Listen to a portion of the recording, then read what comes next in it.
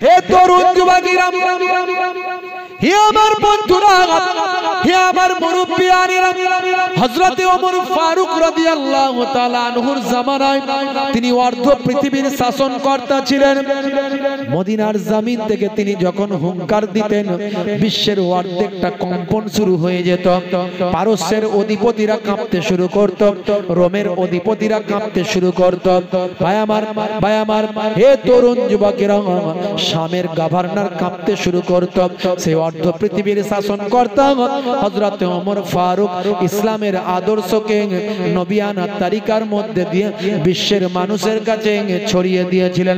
এমনকি দেখতে পাওয়া যায় বাইতুল মুকাদ্দাস নিয়ে আজকে লড়াই হচ্ছে ফিলিস্তিন আর ইসরায়েল।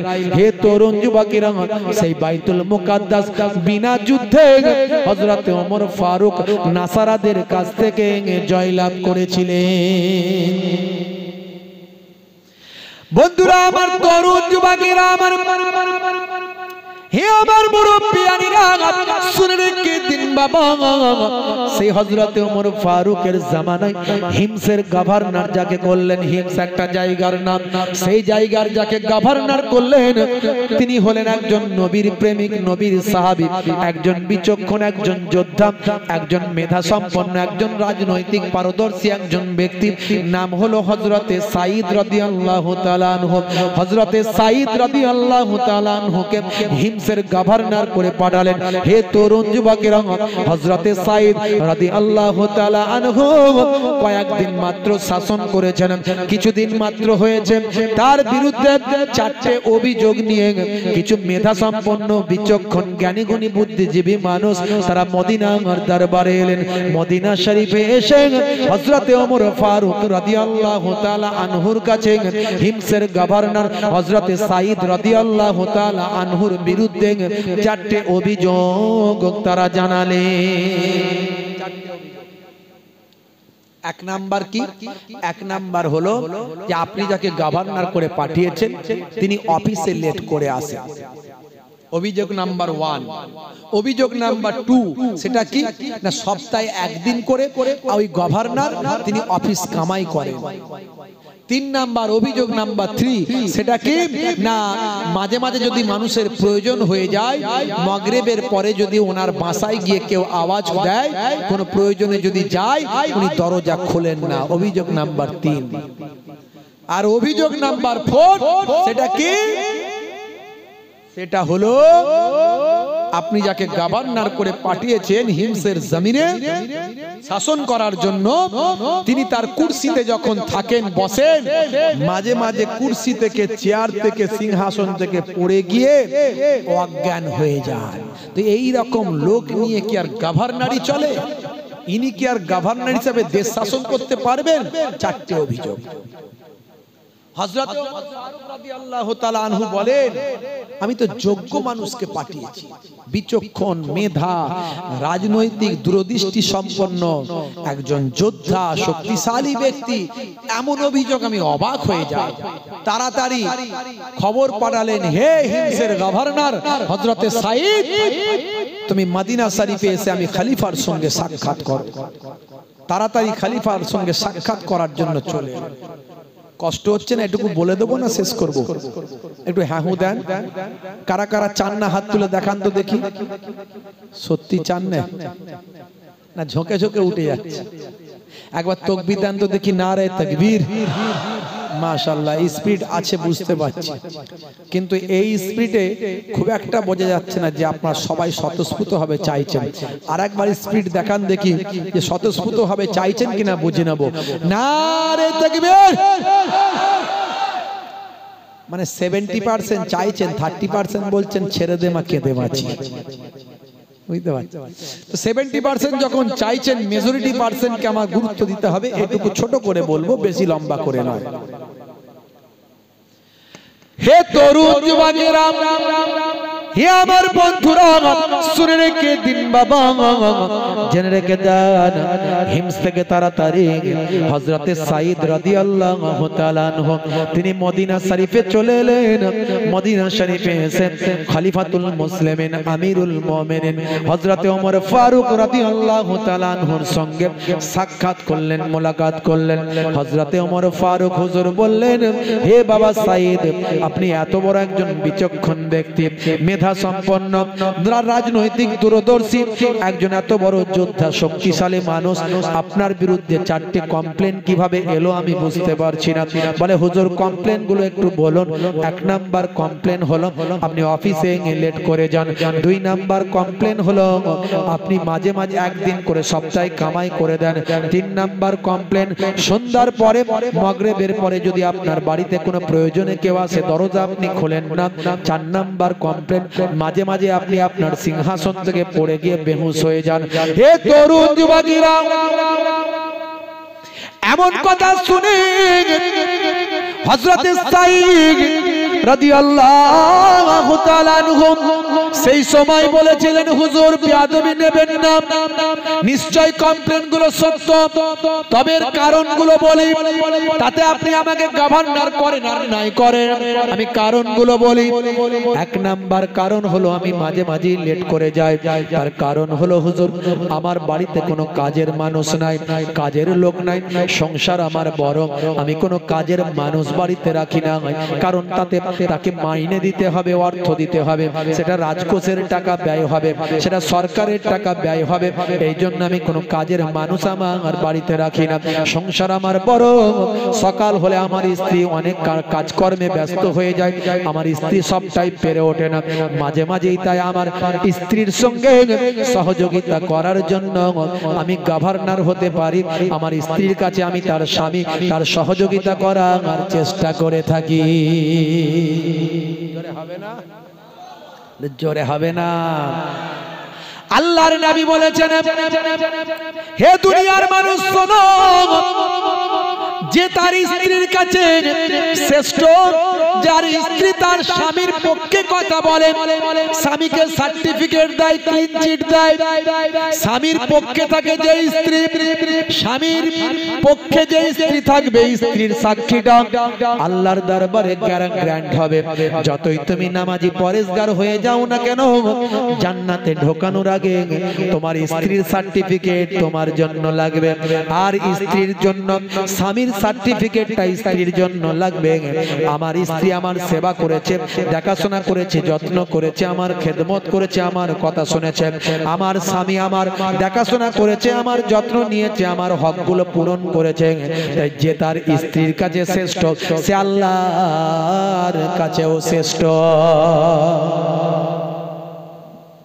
ইয়াকুনু ফি মাহানাতি আহলিহি ওয়ায়াকুমুল বাইতা ওয়ায়াহলিবুনা সাতা ওয়ায়াখিতা সাওবাহু ওয়ায়াকসিফানা লাহু ওয়ায়াহমিলু বিজাতিন মিনাস সুক।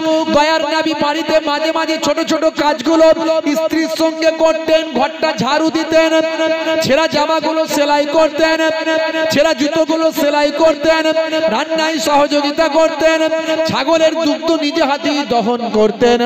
মাঝে মাঝে বাজারে গিয়ে নবী আমার বাজারটা নিজে হাতেই বহন করতেন। আমি আমার নবীর সুন্নতকে মান্যতা দিয়ে আমি আমার স্ত্রীর সঙ্গে মাঝে মাঝেই কাজ করতে থাকি।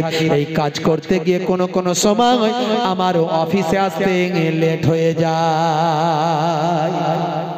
স্ত্রীর সঙ্গে কাজ করলে প্রেম ভালোবাসা বাড়বে না কমবে? জোরে বলেন, বাড়বে না কমবে? এখনকার মুসলমানের ছেলেরা সব শাহরুখ খানের কাছ থেকে প্রেম শেখে, মাঝে মাঝে হাত কেটে ফাঁক করে দিয়ে বলে আই লাভ ইউ, তোমার জন্য জীবন দেবো। ওরে বাপ রে বাপ, রেল লাইনে মাথা দেবো। প্রেম করে বিয়ে করলো, হুজুর জানেন না ছেলেটা প্রেম করে বিয়ে করলো, 2 বছর যেতে না যেতেই বলে বউ আর ভালো লাগে না। আসলে ও শাহরুখ খানের ভক্ত।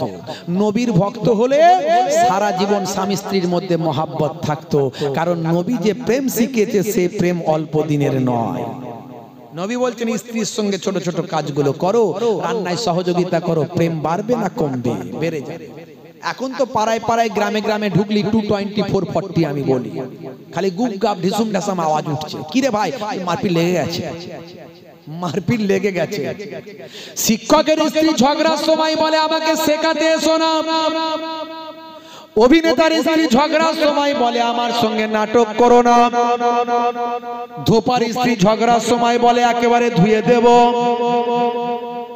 দোকানদারের স্ত্রী ঝগড়ার সময় বলে আমাকে সস্তার মাল পেয়েছ। জেলের স্ত্রী ঝগড়ার সময় বলে মেরে শুটকি মাছ বানিয়ে দেব। আর কসাইয়ের স্ত্রী ঝগড়ার সময় বলে কেটে টুকরো টুকরো করে ফেলব।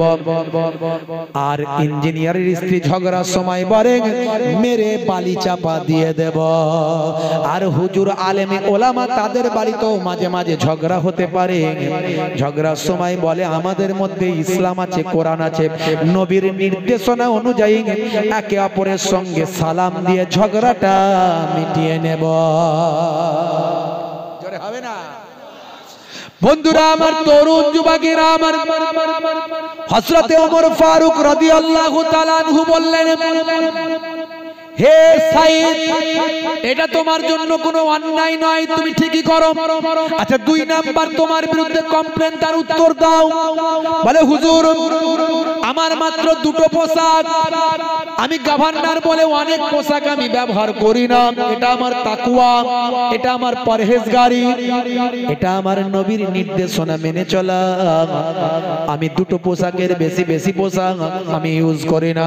ইসলামে অতিরঞ্জিত জিনিসটা ইসলামে খারাপ, অপচয় খরচা করা ইসলামের খারাপ। বন্ধুরা আমার, হে তরুণ যুবকেরা, যতটা আপনার প্রয়োজন ততটা করুন। মানুষকে দেখানোর জন্য আপনার আছে বলে আপনি বিরাট প্রাসাদ করবেন, বিরাট খরচাপাতি করবেন। আপনার ছেলের বিয়েতে 1 কোটি টাকা খরচা করে দেবেন। মুকেশ আম্বানির বিয়েতে শাহরুখ খান, সলমান খান এসে নাচ করেছে, গান করেছে, কোটি কোটি টাকা তারা খরচা করেছে, তারা দেখিয়েছে। দেখো বিশ্বের মানুষকে আমি কত টাকার মালিক, শাহরুখ খান, সলমান খানদের এসে নাচালাম।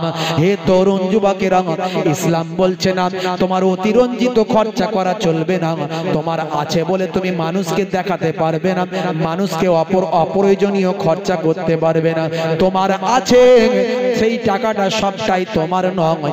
এতিম, দুস্থ, অনাথ, সাইল, অনাহারে দিন কাটায়, মাদ্রাসা, মসজিদ, মক্তবে সব জায়গায় তোমার টাকার ভাগটা আমি দিয়ে দিয়েছি। তুমি সবটাই নিজের জন্য নয়, ওই সমস্ত জায়গাতে তুমি তোমার অর্থটা একটা অংশ ব্যয় করো। আছে মানে তুমি দেখাতে পারবে না।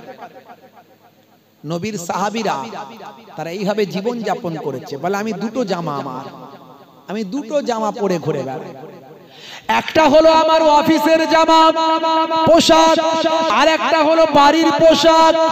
হুজুর সপ্তাহে 1 দিন করে তো ধোয়া লাগবে, তাই আমি জুম্মার দিনটা বেছে নিয়েছি। হুজুর জুম্মার দিনে জুম্মার নামাজ পড়ি, সকাল সকাল গোসলটা করি, জামা কাপড় ধুয়ে ফেলি, তাড়াতাড়ি ঠিক টাইমে শুকিয়ে যায়, আবার ব্যবহার করি। তাই আমার পোশাকটা 1 দিন ধোয়া ধুই করতে হয়, জুম্মার দিনে নামাজটা পড়তে হয়, ইবাদত বন্দেগী করতে হয়।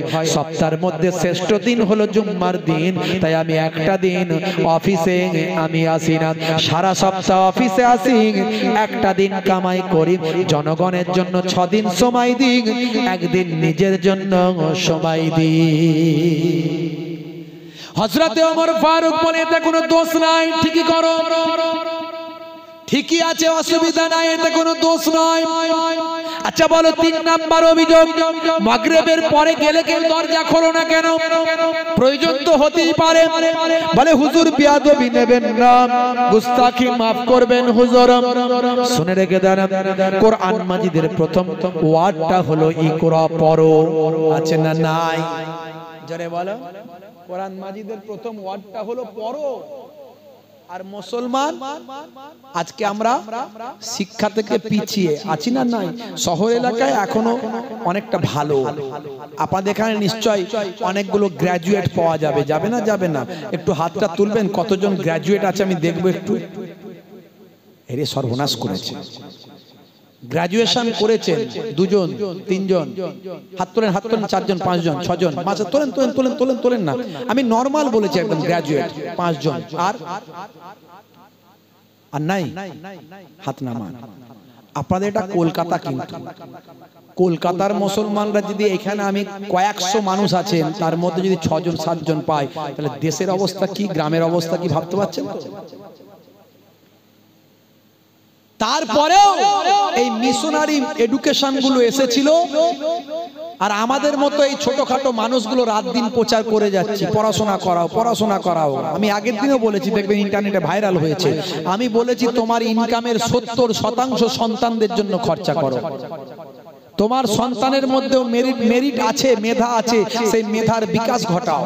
তোমার সন্তান একদিন ইঞ্জিনিয়ার হবে, ডাক্তার হবে, আইএস আইপিএস ডব্লিউবিসিএস হবে। তবে হ্যাঁ, ছোটবেলায় বাচ্চাটাকে একটু মাদ্রাসায় পাঠিয়ে নামাজ রোজা আর পাক না পাক হারাম হালাল বাপ মায়ের সম্মান কেমন করতে হয় শিখিয়ে দেবে, না হলে কিন্তু বড় হলে ওই ডাক্তার ছেলে তোমাকে বৃদ্ধাশ্রমে পাঠিয়ে দেবে। সে বলবে বাপ মায়ের খেদমত করা লাগবে না। মাথায় রাখবে বন্ধুরা আমার, তরুণ যুবকেরা আমার, ইসলাম সবচেয়ে বেশি শিক্ষার উপর গুরুত্ব দিয়েছে। আজকে আমরা পিছিয়ে আছি, আমরা টাকার উপর গুরুত্ব দিয়েছি, গাড়ি বাড়ির উপর গুরুত্ব দিয়েছি। ইসলাম সবচেয়ে বেশি শিক্ষার উপর গুরুত্ব দিয়েছে। কোরআন মাজিদের প্রথম ওয়ার্ডটা হলো ইকরা, অর্থাৎ পড়ো। হে তরুণ যুবকেরা, দয়ার নবী বলেন নামাজ পড়া ফরজ, রোজা রাখা ফরজ, তালাবুল ইলমি ফরিদাতুন আলা কুল্লি মুসলিমিনা মুসলিমাত। প্রত্যেকটা নর নারীর জন্য ইলম জ্ঞান অর্জন করা আমি নবী বলি ফরজ। শুধু তাই নয়, যদি তোমাদের জ্ঞান অর্জন করতে থাকো, ইসলাম জ্ঞান অর্জনের ব্যাপারে এতটা গুরুত্ব দিল। হে তরুণ যুবকেরা, দয়ার নবী বললেন উতলুবুল ইলমা মিনাল মাহদি ইলাল লাহাদ। তুমি তোমার জ্ঞানটা অর্জন করতে থাকো মায়ের কোল থেকে মৃত্যুর কোল পর্যন্ত। আমরা এই কয়েকদিন আপনারা দেখেছেন রাজ্যে মাধ্যমিক, উচ্চ মাধ্যমিক, আলেম ফাজিল সব রেজাল্ট হয়েছে, রাজ্যে র্যাঙ্ক করেছে সব ছেলে মেয়েরা। তা আমরা এই কয়েকদিনে আমি বিভিন্ন জায়গাতে গেছি, কয়েকটা সংগঠনের সঙ্গে আমি যুক্ত আছি, দায়িত্বে আছি। বিশেষত বঙ্গীয় সংখ্যালঘু বুদ্ধিজীবী মঞ্চ, এই মঞ্চের আপনার রাজ্যের রেপুটের একটা সংগঠন। সংখ্যালঘুদের কথা মানুষের কাছে, মানুষের দুঃখ দুর্দশার কথাগুলো রাজ্যের ওপর লেভেলে পৌঁছে দেওয়ার একটা জায়গা। এই প্ল্যাটফর্মে থেকে কাজ করা যায়, বুঝতে পারছেন। আমাকে সেখানে দায়িত্বে রাখা হয়েছে। আমি সেই কথাগুলো তাদের কাছে পৌঁছানোর চেষ্টা করি যে এই জায়গার এই অসুবিধা আছে, এগুলো দেখলে ভালো হয়, রাজ্য সরকারের নজরে আনার চেষ্টা করি। একটা দায়িত্ব আমাকে রাখা হয়েছে, বুঝতে পারছেন। আমি আছি, অধ্যাপক ওয়াইজুল হক সাহেব সেই সংগঠনের একেবারে গুরুত্বপূর্ণ, তিনি সভাপতির দায়িত্বে আছেন। এছাড়া রাজ্যের বিশিষ্ট ব্যক্তিরা আছেন। বন্ধুরা আমার, তরুণ যুবকেরা আমার, কোন পলিটিক্সের মধ্যে আমি থাকি না, কিন্তু মানুষের কাছে মানুষের কথাগুলো যাতে পৌঁছে যায় তাতে চেষ্টা করি, মানুষের উপকারের স্বার্থে। তো সেই সংগঠনের পক্ষ থেকে রাজ্যের কয়েকটা জায়গাতে গিয়ে আমরা মেধা তালিকায় যারা আছে তাদেরকে সংবর্ধনা দিয়ে মানুষের কাছে বার্তা দেওয়ার চেষ্টা করলাম যে আমরা তোমাদের সাথে আছি, শিক্ষার অগ্রসর হোক, আরো এগিয়ে আসতে হবে। তোমার শিক্ষার 70%, তোমার ইনকামের 70% সন্তানের জন্য ব্যয় করো। বন্ধুরা আমার, তরুণ যুবকেরা আমার, হে আমার মুরব্বিয়ানেরা, শুনে রেখে দিন বাবা, জেনে রেখে দেন। হে মুসলমান, একটু লক্ষ্য করুন। বন্ধুরা আমার, তরুণ যুবকেরা আমার, হযরতে সাইদ বললেন ইসলাম বলেছে শিক্ষার কথা, মান আল্লামা ইলমান, যে ইলম শিখলো আর শেখালো। আমার সন্তানদের জন্য আমি সময় দিতে পারি না, সারা দিন আমি কাজকর্মে ব্যস্ত থাকি, জনগণের জন্য চিন্তা করি। তাই মাগরিবের পরে আমার সন্তানকে নিয়ে একটু পড়াশোনার জন্য ব্যস্ত থাকি, আল্লাহর কোরআনের শিক্ষা দিই, রাসূলের সুন্নতের শিক্ষা দিই। যখন সারা দিন পরে আমার সন্তানদেরকে নিয়ে পড়াশোনার জন্য বসে থাকি, সেই সময় কেউ দরজা ঠুকলে আমি দরজা খানা খুলি না। হযরতে ওমর ফারুক বললেন ইলম শিক্ষা করা হলো ফরজ। তুমি একটা গুরুত্বপূর্ণ দায়িত্ব যখন সামলাও, সারা দিন এত সময় দেওয়ার পরেও মানুষ যদি আবার তোমার কাছে আসে, তুমি ইলম শিক্ষা দিচ্ছ, তুমি যেটা করো ঠিক করো, এতে কোনো দোষের নয়। বন্ধুরা আমার, তরুণ যুবক যুবকেরা আমার, 4 নাম্বার কারণটা বলো দেখি। হযরতে সাইদ হুজুর বললেন, সাইদ রাদিয়াল্লাহু তাআলা আনহু বললেন, 4 নম্বর কারণটা যদি আপনি শোনেন, হে খলিফাতুল মুসলিমিন, আপনি ঝরঝর করে কেঁদে ফেলবেন। নিজেও কাঁদতে লাগলেন, কাঁদতে কাঁদতে বলতে লাগলেন, ও হযরতে খলিফাতুল মুসলিমিন, আমিরুল মুমিনিন, শুনে রেখে দেন, এই 4 নম্বর কারণটা হলো ভয়ঙ্কর কারণ, বড় ভয়ঙ্কর বিষয়, আমি সহ্য করতে পারি না। কি বাবা, কি কারণটা কি? কেন তুমি এই তোমার সিংহাসন থেকে জমিনে পড়ে গিয়ে অজ্ঞান হয়ে যাও? বলবো না বলবো তো নাকি? কষ্ট হচ্ছে নাকি? হ্যাঁ বলবো, একটু বলে শেষ করি। বন্ধুরা আমার, তরুণ যুবকেরা আমার, 4 নাম্বার কারণটা হলো, ও খলিফা হযরতে ওমর, শুনে রেখে দিন, জেনে রেখে দিন, এই ঘটনাটা কি ঘটনা শুনুন। আমি তখন ইমানদার ছিলাম না, আমি তখন কুফফারদের নেতা ছিলাম, লিডার ছিলাম। মুসলমানদের সঙ্গে, নবীর সাহাবীদের সঙ্গে আমাদের একটা যুদ্ধ হয়েছিল। এই যুদ্ধে আমরা কয়েকজন নবীর সাহাবীকে আমরা গ্রেফতার করেছিলাম। তার মধ্যে নবীর বিশিষ্ট একজন সাহাবী, তার নাম হলো হযরতে খোবাইব। এই খোবাইবকে আমরা গ্রেফতার করেছিলাম। খোবাইবকে গ্রেফতার করে দায়িত্বটা আমার হাতেই ছিল। আমি তাকে জেলবন্দি করলাম, গৃহবন্দি করলাম, কত অত্যাচার করলাম, কত রক্ত ঝরালাম, কত জুলুম করলাম, কত তাকে মারলাম। যতই তার উপর অত্যাচার করেছি, ততই তিনি আহাদ আহাদ বলে আওয়াজ দিয়েছে। হে তরুণ যুবকেরা, মাঝে মাঝে আমাকে বলেছে, আমার দয়ার নবীকে সালামটা জানিয়ে দিও। আমি খোবাইবের সালামটা জানিয়ে দিও। হে তরুণ যুবকেরা, শুনে রেখে দেন, হযরতে সাইদ রাদিয়াল্লাহু তাআলা আনহু বলেন, আমি যতই তার উপর অত্যাচার করেছি, আল্লাহ ভুলাতে পারি না, নবী ছাড়াতে পারি না, নবীর মহাব্বত তার কাছ থেকে সরাতে পারি না, আল্লাহর একত্ববাদ তার কাছ থেকে ভোলাতে পারি না। কেমন আল্লাহর প্রতি অবিচল ঈমান, কেমন রাসূলের প্রতি অবিচল ঈমান ভালোবাসা, আমি অবাক হয়ে যাই। আমরা ঠিক করলাম সাইদকে কদিন ধরে খেতে দেওয়া হবে না, না খাইয়ে রাখা হবে, দেখি সে আল্লাহ ভোলে নবী ভোলে কিনা। কয়েকদিন ধরে যখন না খাইয়ে রাখা হয়েছে, একদিন রাতের বেলা আমি দরজাখানা খুলে দেখলাম, গৃহবন্দী করা ছিল, জেলবন্দি করা ছিল। দরজাখানা আস্তে করে খুলে দেখলাম, সাই হযরতে খোবাইব জেলখানার ভিতরে সিজদায় নামাজে পড়ে আছে। কয়েকদিন ধরে তাকে খেতে দেওয়া হয়নি বটে, কিন্তু মহান স্রষ্টা তাকে না খাইয়ে রাখেন না। তার নামাজের সিজদার পাশে আঙ্গুরের থোলা রাখা আছে। জোরে হবে না?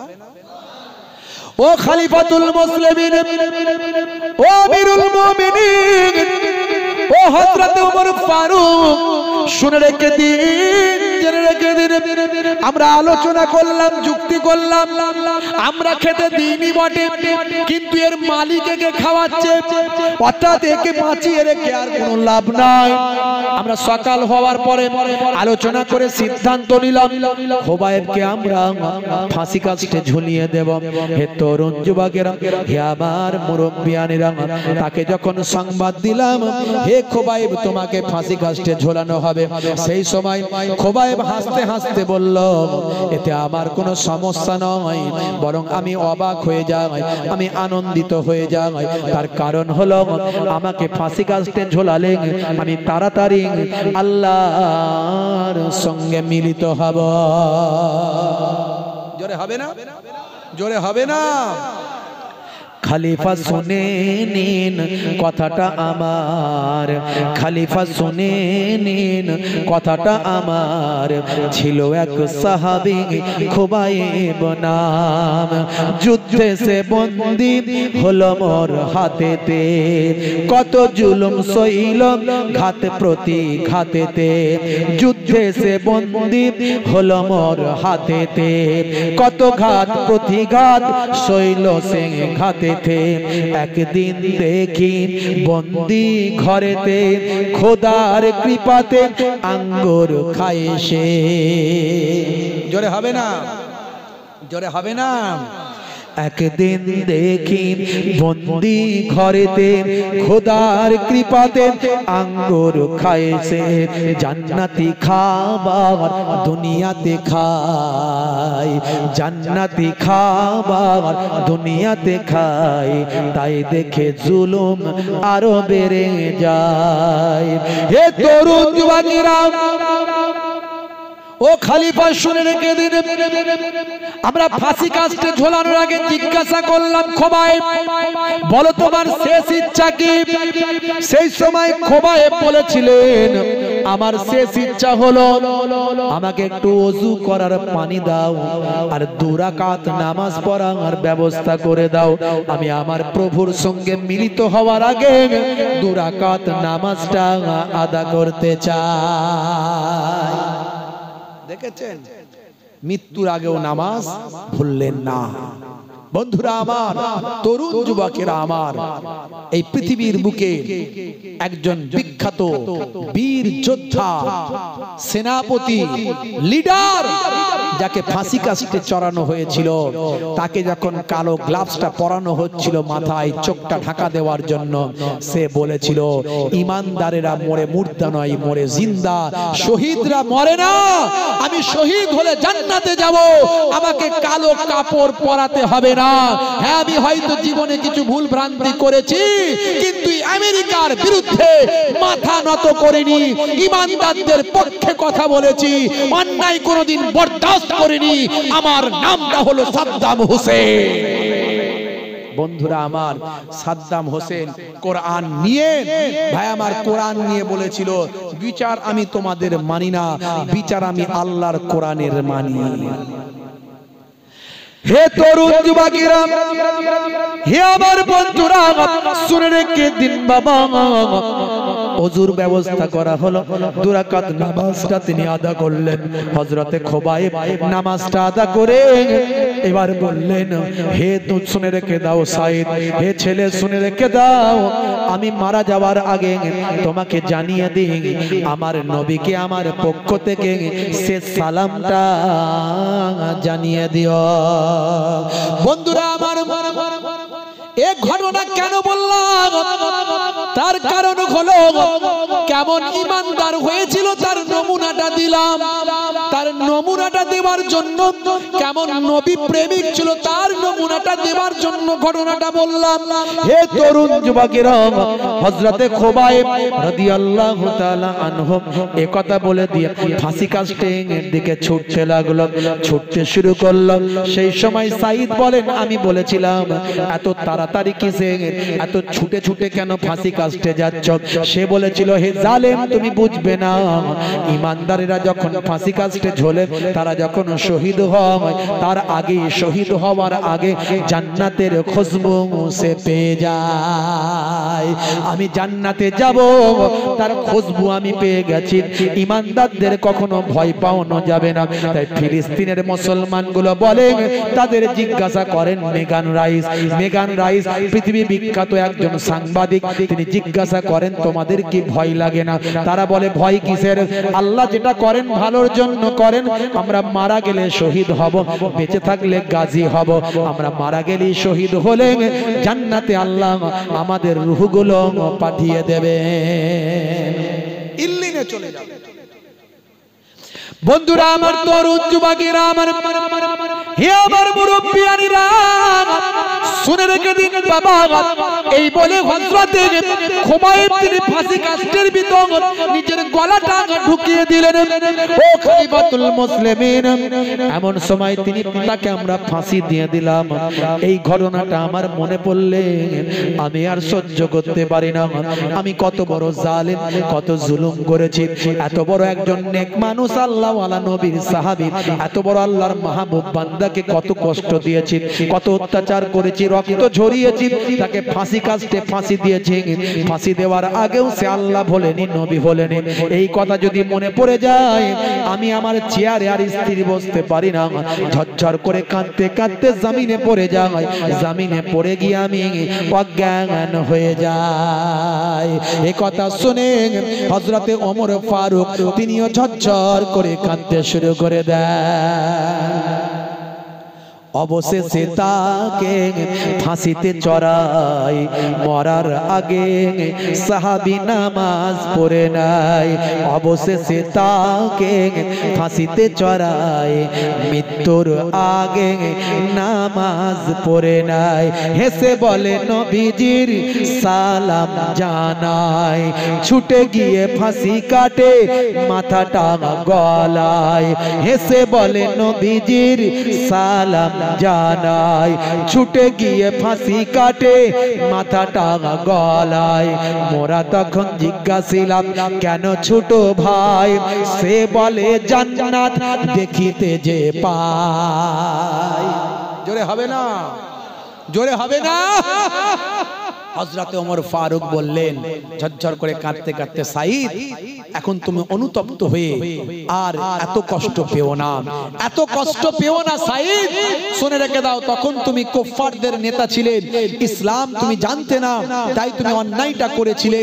আল্লাহ তোমাকে ক্ষমা করুন, তবে ইসলাম কবুল করার পরে তার পূর্বের গুনাহ আল্লাহ ক্ষমা করে দেন।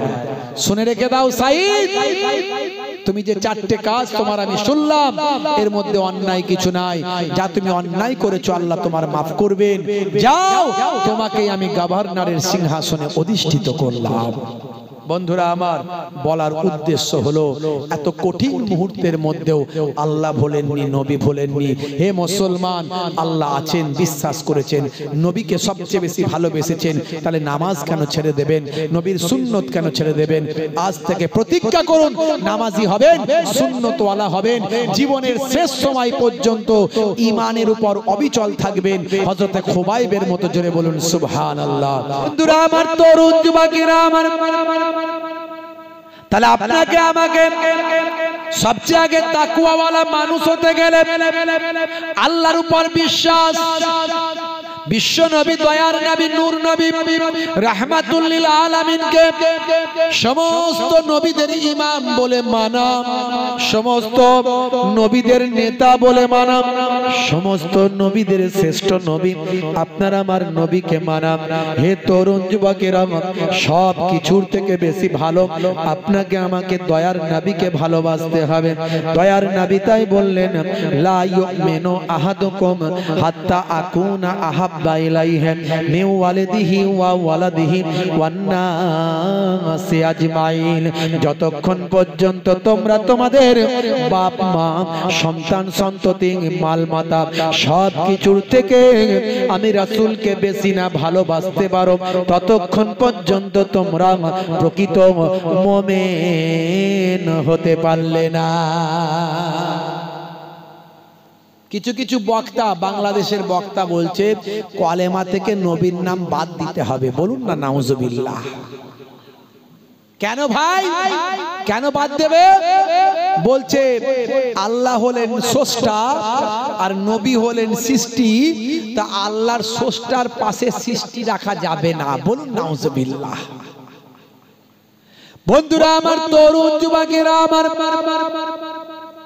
কিছু বক্তা বেরিয়েছে, তারা আমার নবীর সম্মানকে নষ্ট করছে, রাসূল সম্পর্কে কটু কথা বলছে। নবী মারা গেছে, শেষ হয়ে গেছে, মরা গরু ঘাস খায় নাকি, এই সব বাজে কথা। নবীর নামটা কালেমা থেকে বাদ দিতে বলছে। হে তরুণ যুবকেরা, হে আমার বন্ধুরা, শুনে রেখে দেন, জেনে রেখে দেন, মুসলমান একটুখানি খেয়াল করুন। তারা বলছেন নবীও মানুষ, আমরাও মানুষ, শুধু তিনি নবী ছিলেন এটাই তফাৎ, তিনি আমাদের মতো মানুষ ছিলেন। বন্ধুরা আমার, এইভাবে আল্লাহর নবীর মর্যাদা, সম্মানকে নষ্ট করছে। অথচ আল্লাহ বলছেন বান্দারে, মাইয়ুতির রাসূল ফাকাদ আতা আল্লাহ, যে আমার রাসূলের ইতাআত করলো, গোলামিটা করলো, সে যেন আমি আল্লাহ আমার গোলামি করলো। হে তরুণ যুবকেরা, হে আমার বন্ধুরা, শুনে রেখে দিন বাবা, জেনে রেখে দিন বাবা, যে চায় আল্লাহর সন্তুষ্টি, সে যেন আল্লাহর নবীকে সন্তুষ্টি করে, দয়ার নবীকে সন্তুষ্টি করে। দয়ার নবীকে যদি কেউ সন্তুষ্টি করে দেয়, সে আল্লাহকে সন্তুষ্টি করল। হে দুনিয়ার মানুষ, আমার নবীর সম্মানে তুচ্ছ কথা বলবে না। নবীর সামনে যখন কথা বলবেন, লা তারফাউ আসওয়াতাকুম ফাওকা সাউতিন নবী, আমার নবীর আওয়াজের থেকে তোমাদের আওয়াজটা যেন জোরে না হয়ে যায়। যদি হয়ে যায়, আনতাহাবাতা আমালুকুম ওয়া আনতুম লা তাশউরুন, তোমাদের আমলগুলো কোনটা দিয়ে বেরিয়ে যাবে টের পাবে না, বুঝতে পারবে না। নবীর সম্মান কত আল্লাহ দিয়েছেন। কোরআন মাজিদ খুলে দেখুন, যারা হজে গেছেন, রাসূলের রওজা মোবারকে গেছেন, রওজা মোবারকের যে ফুটো, যে ছিদ্র দিয়ে নবীর রওজাটা দেখা যায়, বড় ছিদ্র দিয়ে দেখা যায় রাসূলের রওজা, সেই বড় ছিদ্রের উপরে আল্লাহর কোরআনের আয়াত কারিমাটা লেখা আছে। বাবা, হে তরুণ যুবকেরা, আল্লাহর নবী বলেন, সব কিছুর থেকে আমি রাসূলকে বেশি ভালোবাসতে হবে। সবার জন্য মাসালা এক, আমার জন্য মাসালা এক, সকলের জন্য নির্দেশ এক, আমার জন্য নির্দেশ এক। এই দুনিয়ার মানুষ শুনে রেখে দাও, যখন তোমরা নামাজে দাঁড়িয়ে যাবে, দুনিয়ার যাই কিছু ঘটুক না কেন, তোমরা নামাজ ছাড়তে পারবে না। তাকবীরে তাহরিমা যখন বেঁধে ফেলবে, দুনিয়ার সব কিছু তোমাদের জন্য হারাম হয়ে যাবে। তবে হ্যাঁ, মাসালার কিতাবের মধ্যে লেখা আছে, কোন বিকল্প, কোন বিপদ, কোন রকম মুসিবত যদি হয়, বান্দা সালাম ফিরিয়ে সেখানে যেতে পারে। ঘরে আগুন লেগে গেছে, কেউ পানিতে ডুবে গেছে, মনে করুন দুর্ঘটনা ঘটেছে, কোন রকম অ্যাক্সিডেন্ট ঘটেছে, ওই বান্দা গেলে হয়তো বাঁচতে পারে, ওই বান্দা গেলে হয়তো উপকার হতে পারে। সঙ্গে সঙ্গে আপনি সালামটা ফিরিয়ে দিয়ে নামাজটা ছেড়ে দিয়ে যেতে পারেন। তবে মনে রাখবেন, কেউ ডাকছে, কেউ হাঁকছে, কেউ আপনাকে ডাকলো, আব্বা ডাকলো, মা ডাকলো, ভাই ডাকলো, বোন ডাকলো, বন্ধু ডাকলো, আপনি নামাজে দাঁড়িয়ে গেছেন, দুনিয়ার সমস্ত কারো ডাকে আওয়াজ দেওয়া আপনার জন্য হারাম হয়ে গেছে। কিন্তু মাসালা নবীর জন্য আলাদা। আল্লাহর কোরআন বলছে, তোমাদের নবী তখন তোমাদের ডাকবেন, তোমাদের রাসূল যখন তোমাদের ডাকবেন, যে কোনো অবস্থায় থাকো না কেন, ওই অবস্থায় নবীর ডাকে সাড়া দাও। বুঝতে পারছেন? সেই নবীর স্পেশাল ব্যাপার। নবীর ক্ষেত্রে, দয়ার নবীর ক্ষেত্রে মাসালা আলাদা আলাদা। বন্ধুরা আমার, তরুণ যুবকেরা আমার, হে আমার মুরব্বিয়ানেরা, বাংলাদেশে দেখবেন খুব বিতর্ক চলছে। একজন বক্তা, আলেম ভালো, কিন্তু অন্য পন্থীর আলেম তিনি, তারা কিছু কিছু ক্ষেত্রে শুধু বাস্তব ব্যাপারটা দেখেন, তারা ইন্টারনাল ব্যাপারটা দেখেন না। ভাই আমার, হে তরুণ যুবকেরা, শুধু ইলমে শরিয়াত বুঝলেই হবে না, ইলমে হাকিকাত মারিফাতও বুঝতে হবে। বাবা, আল্লাহর নবী ভাইরা আমার, ইলমে শরিয়াতের দ্বারা, ভাই আমার, বাহ্যিক ইলমের দ্বারাই কি আকাশের চাঁদ দুখানা করেছিলেন? না না, আল্লাহ প্রদত্ত স্পেশাল ইলমে বাতিনের দ্বারাই, ইলমে হাকি, ইলমে মারিফাতের দ্বারাই আমার আল্লাহ রাসূলের মাধ্যমে আঙ্গুলের ইশারায় আকাশের চাঁদটা দুখানা হয়েছিল। এটা কোন ইলম? এটা বাহ্যিক ইলম না, এটা কোনো বাহ্যিক ইলম নয়। এটা রাসূলকে আল্লাহ স্পেশাল একটা আভ্যন্তরীণ, ভাই আমার, ইলমে মারিফাতের জ্ঞান আল্লাহ দিয়েছিলেন। সেই ইলম, সেই জ্ঞানেতে আল্লাহ রাব্বুল আলামিনের দেওয়া সেই জ্ঞানেতে দয়ার নবী ক্ষমতা প্রয়োগ করেছিলেন। এই আলেমরা আলেম ভালো, কিন্তু হলে কি হবে, এদের মধ্যে সেই ইলমে মারিফাত, ইলমে তাসাউফের জ্ঞান, এই সমস্ত জ্ঞানগুলো কম আছে। এই বক্তা বাংলাদেশে একজন বক্তা খুব তোলপাড় চলছে, তিনি বলেছেন দয়ার নবী নাকি 40 বছর বয়সের পরে নবী হয়েছেন, তার আগে নবী হননি, তার আগে নবী ছিলেন না। তার আগে কি ছিলেন ভাই? তার আগে কি ছিলেন? সাধারণ মানুষ ছিলেন। প্রশ্ন তো চলে আসে, 40 বছরের পর থেকে নবী, অর্থাৎ তার আগে নবী ছিলেন না, মানে তার আগে সাধারণ মানুষ ছিলেন। ঘুরিয়ে তো সেটা হয়। আচ্ছা, নবী ছোট্ট বেলা থেকে তিনি কি সাধারণ মানুষ, সাধারণ বাচ্চাদের মতো জীবন যাপন করেছেন? যারা বলেন খেলাধুলা করেছেন, অন্যায় কাজ করেছেন, অশ্লীলতা করেছেন? না, নবী যে নবী ছিলেন, নবুয়ত যে আল্লাহ তার উপর দিয়েছেন, সেটা আভ্যন্তরীণ ভাবে ছিল, ইন্টারনাল ভাবে ছিল। যেটা 40 বছরে এক্সটার্নাল ভাবে এসেছে, প্রকাশ পেয়েছে, বাহ্যিকতা পেয়েছে, কিন্তু ইন্টারনাল ভাবে, অপ্রকাশ্য ভাবে আল্লাহর নবীকে সমস্ত নবীদের আগে আমার আল্লাহ নবুয়ত দান করে দিয়েছে। জোরে হবে না? এরা বাস্তববাদী আলেম এই ইন্টারনাল বিষয়গুলো বোঝে না। আরে বাবা, এগুলো তো বোঝার কিছু নাই, ডাইরেক্ট হাদিস আছে, সহি হাদিস আছে, অস্বীকার করার কোনো জায়গা নাই। সব শায়েখ হয়ে বসে আছে, সব শায়েখ। আমাদের এই দেশে কয়েকটা শায়েখ আছে, দেখবেন নতুন করে বেরিয়েছে, 10-20 বছর আগে এদের নামগন্ধ ছিল না। এরা তখন মোবাইলের রিপেয়ারিং এর কাজ করত। 10 বছর আগে, 15 বছর আগে এরা মোবাইল রিপেয়ারিং এর কাজ করত আর গান লোড করে দিত। তখন নতুন নতুন ছোট ছোট মোবাইল, নোকিয়া 1100 মডেল আমার মনে আছে, বুঝতে পারছেন? তার আগেও ছিল মোটরোলা, এই লম্বা অ্যান্টেনা আমি ব্যবহার করেছি তখন। তখন এইসব মোবাইলগুলো তারা গান ভরতো। এখন দেখছে বেশ ইন্টারনেটের যুগ, করা করা ডায়লগ আর বক্তৃতা দিলি ফেমাস, মানুষের কাছে ছড়িয়ে গেলি দাওয়াত, ফতোয়া দাও হারাম আর হালাল, বক্তা হয়ে গেলাম। ইন্টারনেট থেকে বাংলায় পড়ে আলেম হয়ে হারাম হালাল ফতোয়া দিচ্ছে। আচ্ছা বলেন, যারা এদের মানে, যারা এদের শিষ্য ভক্ত, আমি তাদের বলবো, বাংলায় পড়ে আলেম হয়ে যদি তারা বক্তা হয়ে যায়, ফতোয়া দেয়, তাদের কথা তোমরা মানো? তাহলে বাংলায় পড়ে ডাক্তার হলে সেই ডাক্তারের কাছে তোমার বউকে নিয়ে সিজার করাবে তো? অপারেশন করাবে? বাংলায় পড়া ডাক্তার তার বেলায় যাবে? তার বেলায় যাবে না, বলবে FRCS লন্ডন লাগবে, MS ডিগ্রি লাগবে, MD লাগবে, তবে আমার ছেলেকে দেখাবো, না হলে দেখাবো না। ও ডাক্তার নাকি গরুর ডাক্তার? ও ডিগ্রি নাই। ও ডাক্তারের বেলায় ভালো করে তুমি ডিগ্রি খুঁজছো, আর মৌলী সাহেবের বেলায় ডিগ্রি দেখলে না যে ও পড়াশোনা করেছে কিনা। ও তার বেলায় না পড়লেও মৌলী সাহেব হয়ে যাবে নাকি? 17-18টা বছর মাদ্রাসায় বড় বড় বইগুলো পড়তে হয়, তবে সে মৌলানা হতে পারে, তবে তার ইসলামিক জ্ঞান তৈরি হয়। সব আগে ছিল কি বলে, ওই মোবাইল রিপেয়ারিং করতো, রাজমিস্ত্রির কাজ করতো, ভালো লাইন পেয়ে গেছে, এখন বক্তা হয়ে হুজুর, বিরাট সম্মান। আর কিছু আমাদের ঘরের ছেলে পুলে তারা বোঝে না, বলে ডাইরেক্ট ওরা কোরআন বলছে আর হাদিস বলছে, ডাইরেক্ট পাচ্ছে একদম। উড়ি সর্বনাশ! তুমি কি বুঝবে ডাইরেক্ট কোনটা আর ইনডাইরেক্ট কোনটা? তোমার সেই বোধগম্য এসেছে? তোমার সেই নলেজ এসেছে? তোমার সেই জ্ঞানটা আছে যে সে ঠিক বলছে না ভুল বলছে?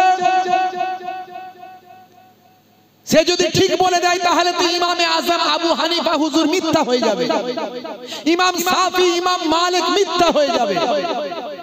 পৃথিবীর কোটি কোটি আলেম, যে আলেমদের কথা মেনে চলে, 4 ইমামকে ফলো করে, সেই 4 ইমাম মিথ্যা হয়ে যাবে যদি এই ব্যক্তি ঠিক হয়। এ তো বলছে ডাইরেক্ট আমরা আল্লাহকে পাবো, ডাইরেক্ট নবীকে পাবো। আর এই হুজুররা বলে যে গাছে উঠলে নাকি ডাল ধরতে হয়, তো আমি ডালই ধরবো না, আমি ওই নারকেল গাছে উঠবো বলছে। নারকেল গাছে উঠবে, বলে ডাল না ধরলে নাকি হুজুররা বলে গাছে উঠা যায় না, তো আমি নারকেল গাছে উঠবো, ডালই নাই। যুক্তিটা ভালো, কিন্তু যুক্তিটা শয়তানি যুক্তি। শয়তানও ঠিক এইরকম যুক্তি দিয়েছিল। কি বলেছিল? আল্লাহ যখন বললেন আদমকে সিজদা করো, তখন সে বলল আনা খায়রুম মিনহু, मैं उससे बड़ा हूं। কি করে? খালাকতাহু মিন তিন ওয়া খালাকতানি মিন নার, আপনি ওকে আগুন মাটি থেকে সৃষ্টি করেছেন, আমাকে আগুন থেকে। মাটি অপেক্ষা আগুন শ্রেষ্ঠ। যুক্তিটা ভালো দিয়েছিল, যুক্তিটা ভালো দিয়েছিল, কিন্তু মুক্তি পায়নি। যুক্তিতে মুক্তি পায়নি। আল্লাহ বললেন গেট আউট, ফাখরুজ। আবা ওয়াস্তাকবারা ওয়া কানা মিনাল কাফিরিন, তুমি আমার কথাকে অমান্য করে তাকাব্বুর করে কাফেরদের অন্তর্ভুক্ত হয়ে গেলে, তোমার যুক্তিতে মুক্তি নাই। আল্লাহ নিজে বলছেন ফাসআলু আহলা যিকরি ইন কুনতুম লা তা'লামুন, হে দুনিয়ার মানুষ তুমি যেটা জানো না, জাননে ওয়ালার কাছে জেনে নাও। আর আপনি বলছেন জানবো না, আমি নিজে কোরআন আর হাদিস বুঝবো। নিশ্চয় তুমি নিজে কোরআন আর হাদিস বোঝো, তার জন্য 17 বছর পড়তে হবে তোমাকে, নালে বুঝবে কি করে? হ্যাঁ, মোবাইলের অ্যাপস থেকে তুমি বুঝে যাবে, মোবাইলের অ্যাপস থেকে তোমার জ্ঞান হয়ে যাবে, তুমি ফতোয়া দেওয়া শুরু করে দেবে হারাম হালাল। হাই রে হাই, এক ধরনের ভণ্ড পীর বেরিয়েছে এ বাংলাদেশে, দেখবেন তালা পীর, হ্যাঁ তালা পীর, শিকল পীর, সেদিন আবার দেখলাম ন্যাংটো পীর। পীর আবার ন্যাংটো হয়, আমি প্রথম বাংলাদেশে দেখলাম। বাংলাদেশে মাঝে মাঝে সব রকমই পাওয়া যায়, যত ভেজাল সব বাংলাদেশ থেকেই পাওয়া যাবে, ভালোও পাওয়া যাবে মন্দও পাওয়া যাবে। ন্যাংটো পীর মজলিসে ঢুকে গেছে, হুজুর বলছে সর্বনাশ, এ পাগল কোথা থেকে এলো? তার চেলা চাম্পটরা বলছে হুজুর পাগল নয়, এটা আমাদের পীর সাহেব। সে তো বক্তা স্টেজ থেকে পড়ে যাওয়ার খাপ পীর সাহেব শুনে। এই প্রথম ন্যাংটো যে পীর সাহেব হয় শুনলাম, ন্যাংটো বাবা শুনলাম।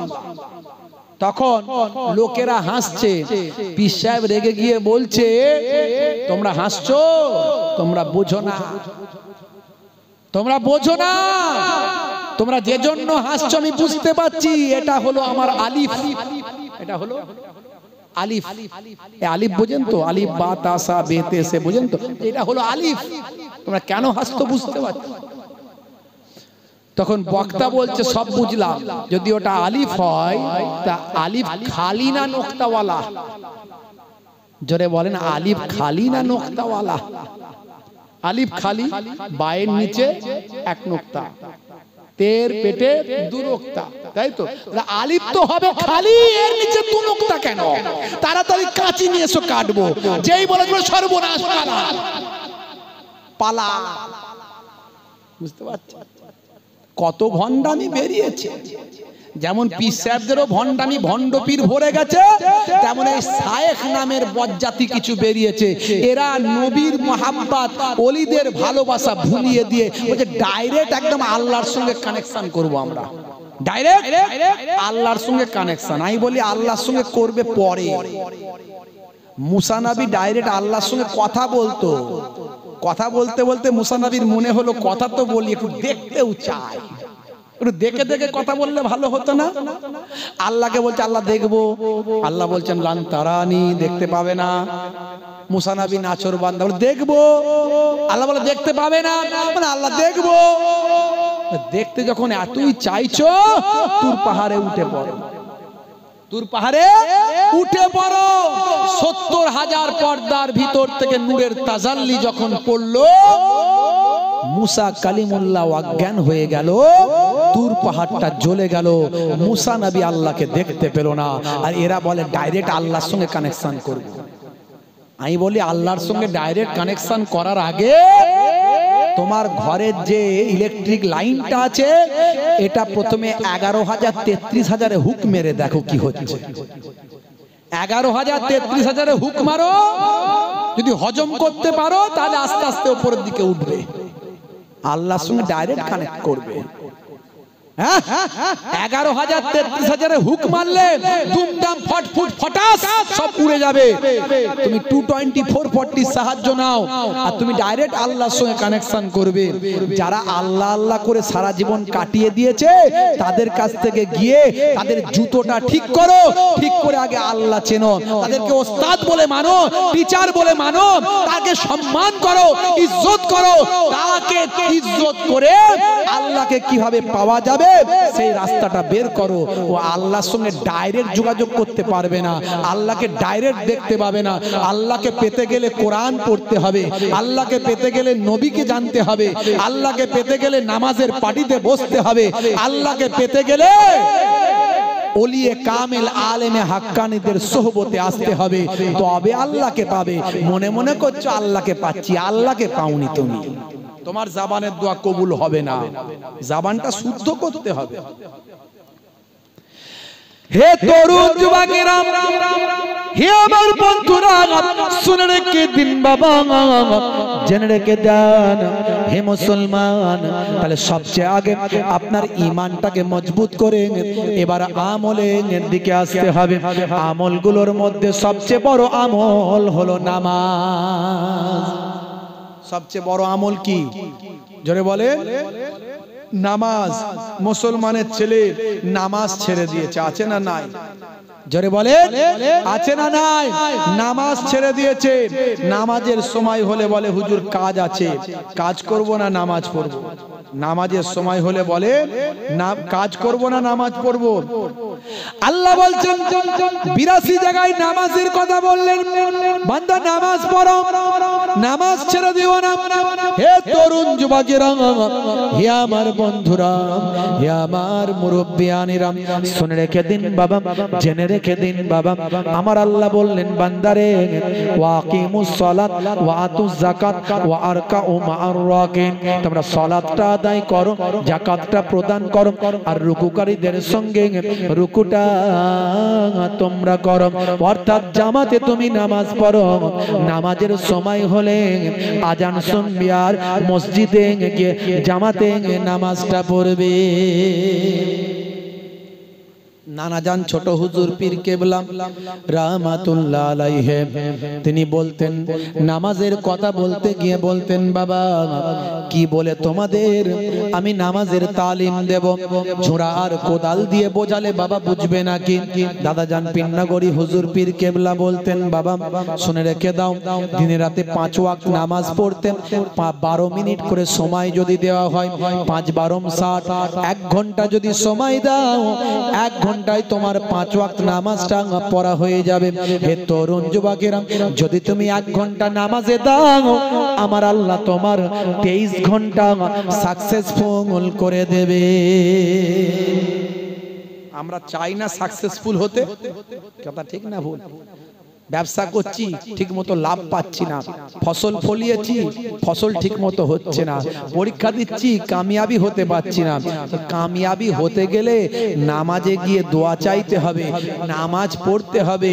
মুয়াজ্জিন আজান দিয়ে 5 বার করে ডাকছে, কামিয়াবি নিবি নামাজ পড়বি আয়। জোরে বলুন সুবহানাল্লাহ। হাইয়া আলাস সালাহ,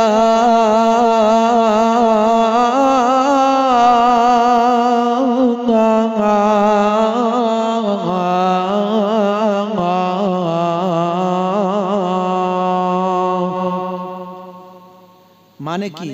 এসো নামাজের দিকে এসো, এসো নামাজের দিকে এসো। যদি এসো, যদি নামাজের দিকে তুমি আসো তাহলে কি হবে? মুয়াজ্জিন বলে দিচ্ছে, হাইয়া আলাল ফালাহ,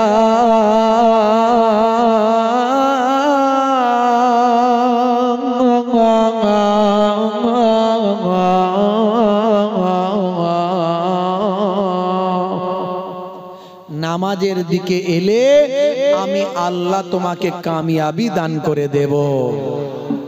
আল্লাহ যখন বলছে কল্যাণ দেব, কামিয়াবি দেব, এরপরে আপনার কোনো সন্দেহ আছে ভাই? যেমন আছে, তাহলে নামাজে যাই না কেন? নামাজ আগে না কাজ আগে? আমরা মনে করি কাজটা ছেড়ে দিলে লস হয়ে যাবে, নামাজ থাক আমার। আজও গ্যারান্টি দিয়ে বলে যায় আপনি মক্কা শরীফ মদিনা শরীফে যান, গিয়ে দেখবেন যখন মসজিদে নববীতে আজান হয়, বাইতুল্লাহ শরীফে যখন আজান হয়, ব্যবসাদার বড় বড় ব্যবসাদার দোকানদারেরা দোকান ওপেন খোলা, যখনই আজান হচ্ছে তারা বলছে রুহ চলো সালাত সালাত সালাত চলো সালাত রুহ সালাত চলো। তারা দোকান খুলে দিয়ে চলে গেল। এখন না হলে সিসিটিভি ক্যামেরা লাগানো আছে, আগে তো সব ছিল না এসব। আগে থেকে এই মক্কা মদিনা শরীফের মানুষদের উপর আল্লাহর রহমত কেন আছে জানেন? তার কারণ হচ্ছে এরা বেনামাজি নয়, এরা বেনামাজি নয়, নামাজ ছাড়ে না। আল্লাহ এদের কামিয়াবি দিচ্ছে। মক্কা মদিনা শরীফের জমিনে কোনো ভিখারি আপনি পাবেন না, কোনো ভিখারি আপনি পাবেন না। বন্ধুরা আমার, তরুণ যুবকেরা আমার, মুরব্বিয়ানেরা আমার, হজের সময় এই যে হজে যাওয়া শুরু হয়ে গেছে, হজে যাওয়া শুরু হয়ে গেছে। কাবা শরীফের চত্বরে যদি কেউ 1 টাকা দান করে 1 লক্ষ টাকা দান করার সওয়াব। জোরে হবে না? এখনো অনেক মানুষ যায় তো, তাই 80-র দশকে যখন মানুষ যেত, 70-র দশকে যখন যেত, তখন একটা গ্রাম থেকে একজন হাজী সাহেব গেলে 10টা-20টা মানুষের এলাকার মানুষ ভিড় করতো হাজী সাহেবকে তুলতে যেতে। মনে আছে তো আপনাদের? হ্যাঁ, সবাই বলতো ওখানে গিয়ে দান করবে, আমি টাকা দিচ্ছি, এই দিচ্ছি, সেই দিচ্ছি। পেরেশান হয়ে যেত হাজী সাহেব। এখন গ্রামে গ্রামে থেকে যাচ্ছে, আর কোনো অসুবিধা নাই, তাই যাওয়াও সহজ, তখন যাওয়াও কঠিন ছিল। যারা অনেক আগে হজ করেছেন তারা জানেন। মদিনা শরীফে মসজিদে নববীর চত্বরে যদি কেউ 1 টাকা দান করে 50,000 টাকা দান করার সওয়াব। সেই জায়গায় দান করার জন্য মানুষ ঘুরে, কোথায় দান করব, কে নেবে, জিজ্ঞাসা করে আইনাল ফুকারা, বলে মিন আইনা জিতা। আপনি জিজ্ঞাসা করছেন আইনাল ফুকারা, আপনাকে জিজ্ঞাসা করছে মিন আইনা জিতা, আপনি বলছেন জিতু মিনাল হিন্দ, বলছে রুহ। আপনি বলছেন ফকির কোথায় পাবো, দান যে করব পাবো কোথায়, কাউকে তো দেখছি না। তারা আপনাকে জিজ্ঞাসা বলছে আপনি কোথা থেকে এসেছেন, আপনি বলছেন আই কাম ফ্রম ইন্ডিয়া। তখন সে বলছে যত ফকির এসেছিল সব ইন্ডিয়া, পাকিস্তান আর বাংলাদেশ থেকে। গো নাও, যাও। তাদের দেশে ফকির নাই, বেনামাজি নাই, আল্লাহ ফকিরও দেননি। আমার দেশে যত বেনামাজি, আর রাস্তায় বেরোলেই 5 আর 10 আর দূর থেকে ফকির আর ফকির। এই মাত্র ভালো মানুষ হয়ে গেল ফকির, হাতটা বাঁকিয়ে দিয়ে বললো 1 রুপিয়া দে দে বেটা, আল্লাহকে নাম। যেই দিয়ে দিলেন, খালি রেল গেটটা পার হয়েছে, খেচে দৌড়। কি রে ভাই, এই তো হ্যান্ডিক্যাপ হয়েছিল রে। ভালো অরিজিনাল ফকিররা আর ভিক্ষা পায়নি, কথা ঠিক না ভুল? এত ভিখারি বেড়ে গেছে, অরিজিনাল ভিখারিরা ভিক্ষা পায়নি। হায় রে হায় ভাইরা আমার, তরুণ যুবকেরা আমার, নামাজ ছেড়ে দেবেন না। তবে আল্লাহর রহমত মক্কা মদিনা শরীফে আছে, এটা সত্য, কারণ সেটা নবীর দেশ, সেটা আমার কাবা শরীফের দেশ, আমার দয়ার নবী পাকের দেশ। কাবারও কাবা যিনি, কাবারও কাবা হলেন দয়ার নবী মুস্তাফা সাল্লাল্লাহু আলাইহি ওয়াসাল্লাম, সেই নবীর দেশ। বন্ধুরা আমার, কিন্তু সেই নবীর দেশে বর্তমান সরকার বাদশা যে আছে, তারা অনেক কাজ কিন্তু খারাপ করছে। এটা বললে যদি আমার বক্তব্য ভাইরাল হয়, সেখানে গেলে হয়তো আমাকে কৈফিয়ত নিতে পারে। আপনি খবর নিন, আপনি খবর নিন। সেই নবীর দেশে আজকে হ্যালোইন করা হয়েছে। মেছো ভূত, গাছে ভূত, রোগা ভূত, মোটা ভূত, যেটা আমেরিকানরা করে, খ্রিস্টানরা করে বছরে একদিন হ্যালোইন। অর্থাৎ আত্মা যাতে আবার ফিরে এসে ওদের ধরতে না পারে, তাই ওরা আত্মাদেরকে ভয় দেখানোর জন্য বছরে একদিন ভূত সাজে। এটা এই আমেরিকা ব্রিটেনরা করে, ওদেরকে খুশি করার জন্য আরব সরকার হ্যালোইন করেছে। বারাবার হালাল বার নাম দিয়েছে, হালাল বার, বারাবার হালাল মানে মদ আবার হালাল। বলছে খাচ্ছিস কি? বলছে মদ, বিসমিল্লাহ বলে খেতে হয় জানিস না? বলছে খাচ্ছিস কি মদ? বলছে বিসমিল্লাহ বলে খেতে হয় জানিস না? খাচ্ছে মদ, বলছে বিসমিল্লাহ। বারের নাম দিতে পারে হালাল বার, বুঝতে পারছো? আজকের নিউজে দেখলাম ভাই আমার, ইসলামে ছবি করা, মূর্তি করা, ছবি টাঙিয়ে রাখা, এই মোবাইলের ব্যাপারটা আলাদা। মোবাইলটা আয়নার মতো, আয়নায় মুখ দেখা চলবে না? চলবে না। চলবে? আয়নার সামনে যখন গেলেন ছবি তৈরি হলো না? হলো না? হলো, কিন্তু সরে গেলে থাকবে? থাকবে না। তাই মোবাইলটাকে ওলামারা বলছে আয়নার মতো। তাই মোবাইলে যারা ছবি তোলে অনিচ্ছাকৃত হবে, ছবি তোলা উচিত নয়, তবে এই ছবিটাই গোনা নেয়। কিন্তু যেটা বাড়িতে টাঙিয়ে রাখছেন, মূর্তি করছেন, স্ট্যাচু করছেন, ইসলাম বলছে হারাম। লা তাদখুলুল মালাইকাতু বাইতান ফিহি কালবুন আও তাসাবির। অথচ দেখা যাচ্ছে বাদশা, প্রিন্স ভাই আমার মোহাম্মদ বিন সালমান, তার মূর্তি তৈরি করা হয়েছিল, তৈরি করা হয়েছে মূর্তি। কোন দিকে যাচ্ছে?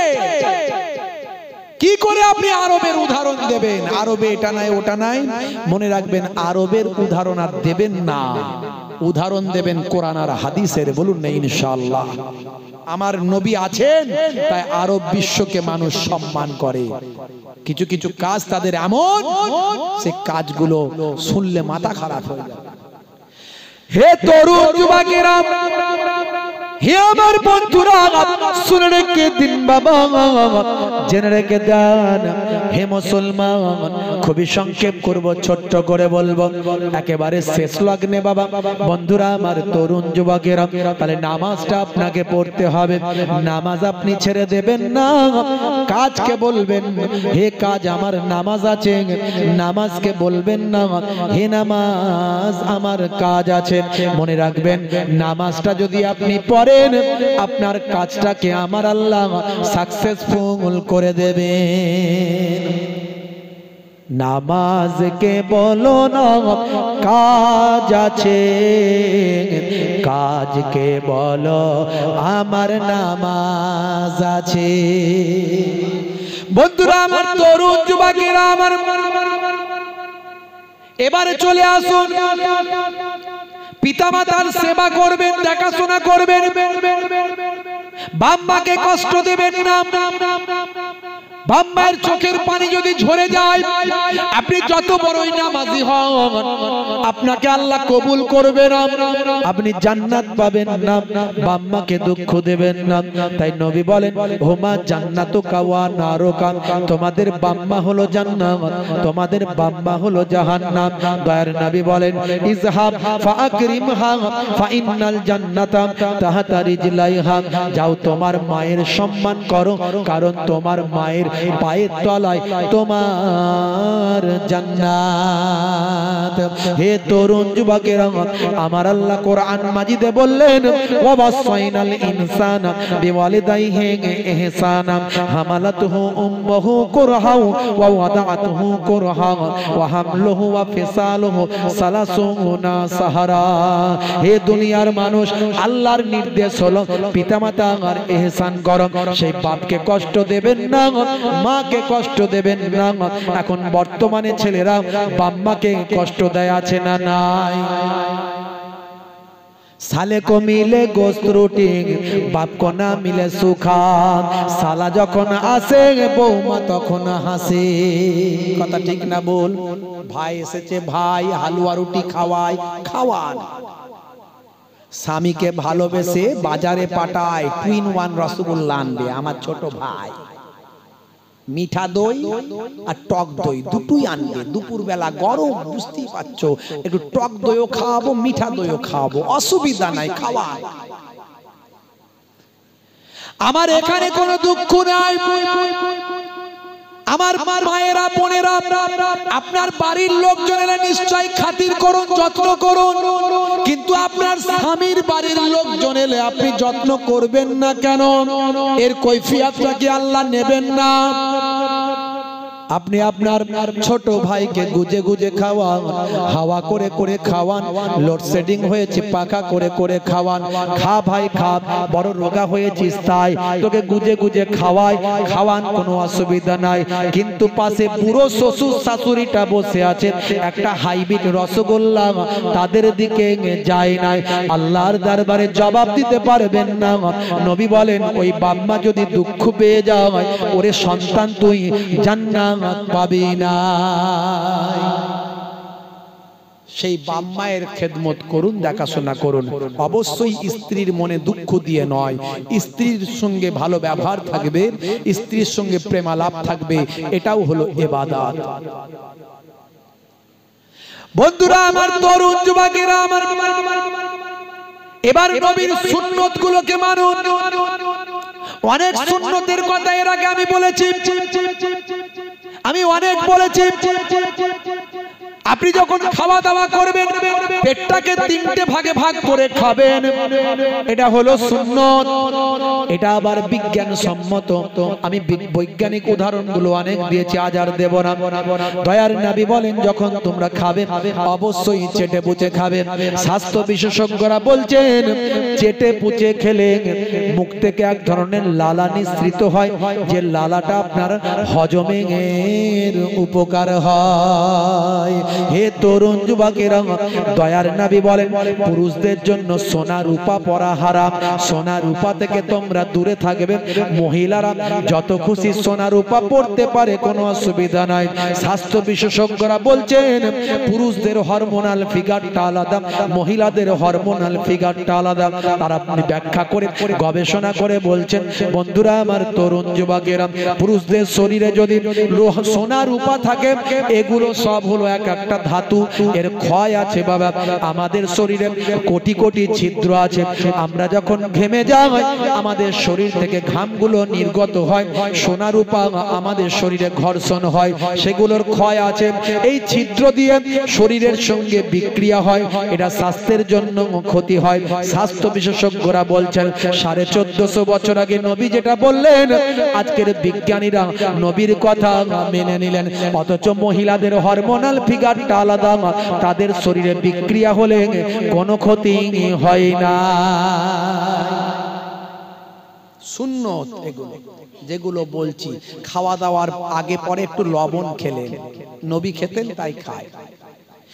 আমার নবী মিষ্টি পছন্দ করতেন, ইউহিব্বুল হালওয়া ওয়াল আসাল, মিষ্টি পছন্দ করতেন। আপনি পছন্দ করুন, সওয়াবের কাজ।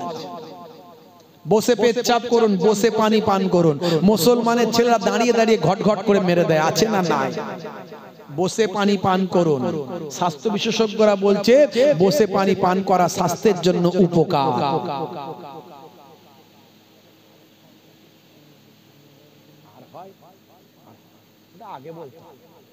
আমি জানি আপনাদের কালেকশন হবে না, কটা বাজছে, আমি শেষ করবো, শেষ করবো। আমাকে আগে বলতে, কালেকশনের কথা বললে শেষ করবো। একটু কি বলবো বলেন দিদি, বলে ফেললো বিপদ। ভাইরা আমার, তরুণ যুবকেরা আমার, মুরব্বিয়ানেরা আমার, খুবই সংক্ষেপ, খুবই ছোট করে, লম্বা চওড়া নয়। তাহলে সুন্নত গুলো মেনে চলবে, সুন্নত গুলো মেনে চলবে। সুন্নত গুলোর কথা বলতে গিয়ে অনেক সুন্নতের কথা আমি বলি, ইন্টারনেট সার্চ করবেন পেয়ে যাবেন। 20-25 হাজার আমার বক্তব্য আছে সেখানে। আমি এটুকু বলবো, মুখের দাড়িটা রাখুন, এটা হচ্ছে বড় সুন্নত। বিরাট কোহলি যদি রাখে, হরভজন সিং রাখে, লিওনেল মেসি রাখে, হ্যাঁ, মুকুল রায় রেখেছে, পার্থ চট্টোপাধ্যায় রেখেছে, হ্যাঁ, ভারতের প্রাক্তন প্রাইম মিনিস্টার মনমোহন সিং রেখেছে, বর্তমান প্রাইম মিনিস্টার মোদিজি রেখেছে, হ্যাঁ, মুখের দাড়ি আছে না নাই? হ্যাঁ, তো আমার আপনার রাখলে অসুবিধা কোথায়? তারা রেখেছে ফ্যাশন মনে করে, তারা কোথাও কোনো কারণে রেখেছে, কোনো সুবিধা ফ্যাসিলিটি কিছু যদি পাওয়া যায়, হ্যাঁ, কিন্তু আমরা রাখবো নবীর সুন্নত মনে করে। ছোট হোক আর বড় হোক আপনি দাড়িটা রাখুন। আজ মারা গেলে কাল দুদিন হবে, কবরে দেওয়ার পর মুনকার নাকির ফারিস্তা এসে বলবে মান রব্বুকা, দেখতে পাবে মুখে দাড়ির দেখা, হতে পারে ওই দাড়িটা হবে নাজাতের জারিয়া। জোরে হবে না? যাদের ভিতরে সুন্নত পাওয়া যায় তারা কেউ পথহারা হয় না। রাসূলের পথে যারা চলে দুনিয়ায় বাতিলের বাধা তারা মানে না। জোরে হবে না? বন্ধুরা আমার, সুন্নতটা মেনে চলুন। হে তরুণ যুবকেরা, ওয়াজ করব না কালেকশন করব, কোনটা? খুব এমার্জেন্সি হলে কালেকশন করতে হবে, না হলে না করলেই ভালো হয়। আগে বললে করতাম, তাহলে একটু ওয়াজ করে দিই, হ্যাঁ, অসুবিধা নাই তো। হে তরুণ যুবকেরা, এবার চলে আসুন উপসংহারে শেষ করি। একটা ছোট্ট ঘটনা বলে দিই বন্ধুরা আমার, তরুণ যুবকেরা আমার, একটা ছোট্ট ঘটনা বলে দিই।